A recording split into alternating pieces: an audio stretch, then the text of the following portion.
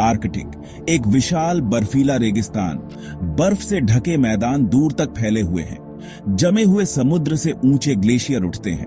डूबता सूरज आसमान को सोने और गुलाबी रंगों से रंग देता है। ये एक ऐसी जगह है जहां मौसम बहुत खराब होता है, एक ऐसी जगह जो बहुत सुंदर है। हवा बहुत ठंडी है, सन्नाटा बहरा कर देने वाला है, लेकिन बर्फ के नीचे जिंदगी चलती रहती है। जानवर इस मुश्किल जगह पर रहने के लिए ढल गए हैं। वे ठंड के खिलाफ, भूख के खिलाफ, कुदरत के खिलाफ लगातार लड़ाई लड़ते हैं। नमस्कार दोस्तों, स्वागत है आप सभी का हमारे चैनल वाइल्ड पल्स एक्सप्लोरर पर। हवा को सूंघते हुए ध्रुवीय भालू अपनी नाक का उपयोग करके हवा में गंध का पता लगाता है। यह उसकी शिकार खोजने की पहली कोशिश है। उसकी नाक इतनी संवेदनशील होती है कि वह मीलों दूर से भी गंध को पहचान सकता है। एक ध्रुवीय भालू अपनी मांद से निकलता है। यह उसकी रात की नींद के बाद का पहला कदम है। बाहर की दुनिया ठंडी और कठोर है, लेकिन यह भालू के लिए घर जैसा है। यह एक विशालकाय जानवर है। इसका सफेद फर बर्फ में बिल्कुल घुल मिल जाता है। यह छलावरण उसे शिकारियों से बचाता है और शिकार के करीब आने में मदद करता है। यह भूखा है, अपनी प्रवृत्ति से प्रेरित है। इसे अपने शिकार की गंध आ रही है, एक सील जो बर्फ के नीचे छिपी है। भालू की भूख उसे और भी सतर्क बनाती है। भालू सावधानी से चलता है। उसके बड़े बड़े पंजे बर्फ पर आवाज नहीं करते। उसकी चाल में एक अद्भुत चुप्पी है जो उसे शिकार के करीब ले जाती है। यह बर्फ में एक सांस लेने के छेद के पास पहुंचता है।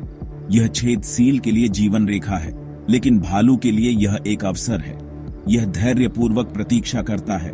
ठंडी हवा में इसकी सांस धुंधली हो जाती है। ध्रुवीय भालू का धैर्य उसकी सबसे बड़ी ताकत है। वह जानता है कि सही समय पर हमला करना ही सफलता की कुंजी है। बर्फ के नीचे एक सील तैरती है, ऊपर मंडरा रहे खतरे से अनजान। सील की हर सांस उसे खतरे के करीब ले आती है, लेकिन यह उसकी जरूरत भी है। तनाव साफ दिखाई देता है। शिकारी और शिकार जिंदा रहने के एक खामोश खेल में बंद है। ये खेल सदियों से चलता आ रहा है और इसमें केवल सबसे धैर्यवान और चालाक ही जीतता है। एक आर्कटिक लोमड़ी बर्फ के टीलों पर दौड़ती है।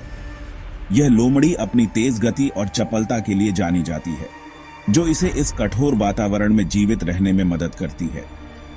बर्फीले मैदानों पर दौड़ते हुए यह अपने शिकार की तलाश में रहती है, जो इसे ऊर्जा और जीवन प्रदान करता है।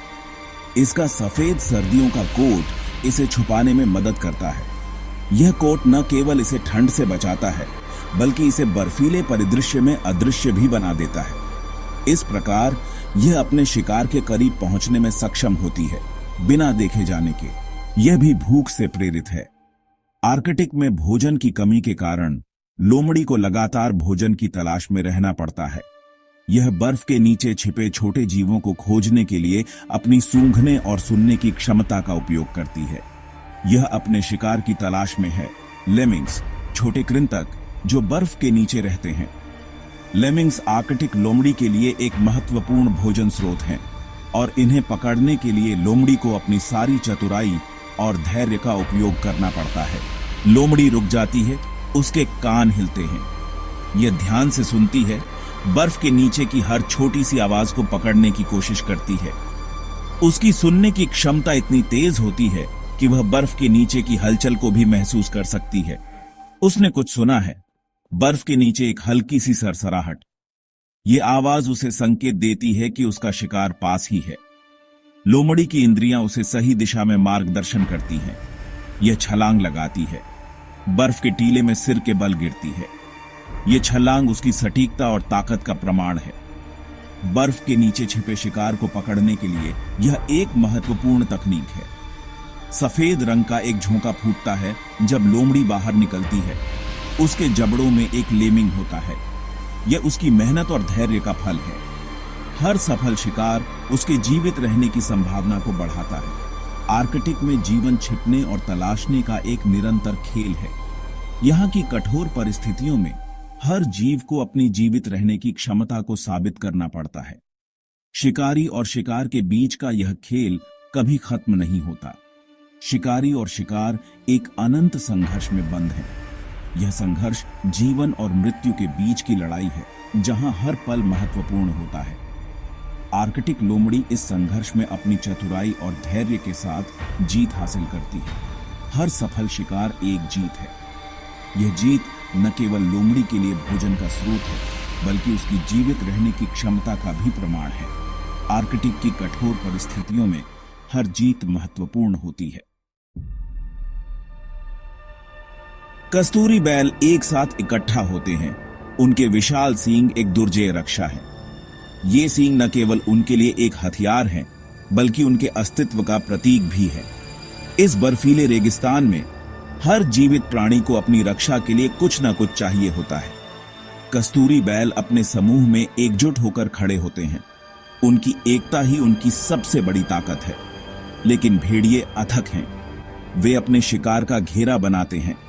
उनकी चाल समन्वित और रणनीतिक होती है। भेड़ियों का यह झुंड एक सटीक योजना के साथ आगे बढ़ता है, जैसे कि वे एक अदृश्य धागे से बंधे हों। उनकी आंखों में एक अजीब सी चमक होती है, जो उनके इरादों को स्पष्ट करती है। एक बर्फीला तूफान आता है, हवा गरजती है, दृश्यता कम हो जाती है। इस तूफान में हर चीज धुंधली हो जाती है और यह भेड़ियों के लिए एक अवसर बन जाता है। वे इस तूफान का फायदा उठाते हैं अपने शिकार के और करीब पहुंचने के लिए। भेड़िए हमला करते हैं। उनकी चीखें हवा की गर्जना के साथ मिल जाती हैं। यह हमला अचानक और तीव्र होता है, जैसे कि वे इस पल का इंतजार कर रहे हों। उनकी चीखें इस बर्फीले तूफान में और भी भयानक लगती हैं। कस्तूरी बैल जवाब में चिंघाड़ते हैं। उनके खूर जमी हुई जमीन पर पटकते हैं। वे अपने दुश्मनों को डराने की कोशिश करते हैं, लेकिन भेड़िए आसानी से हार मानने वाले नहीं हैं। कस्तूरी बैल अपनी पूरी ताकत से लड़ते हैं। उनकी हर हरकत में एक दृढ़ संकल्प होता है। इस सफेद जंगल में अस्तित्व की लड़ाई क्रूर और निर्दयी है।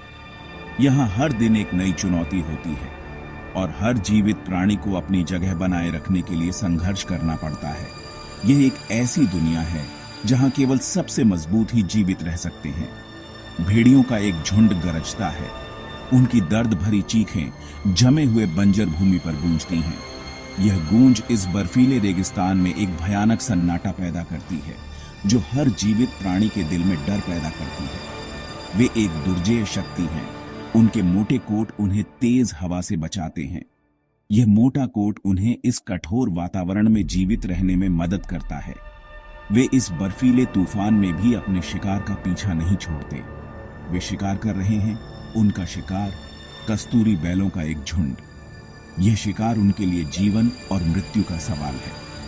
इस सफेद जंगल में हर शिकार एक नई कहानी कहता है, एक नई लड़ाई का प्रतीक है।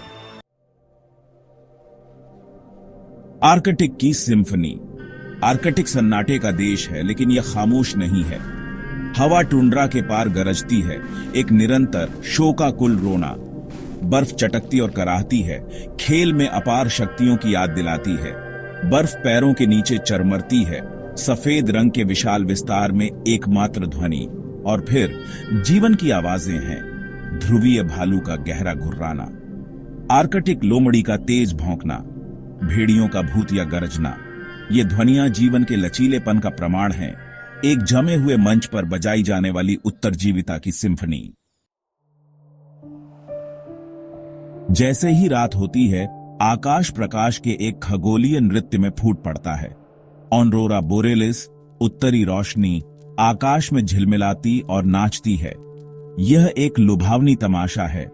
इस बात की याद दिलाता है कि सबसे कठोर वातावरण में भी सुंदरता पाई जा सकती है।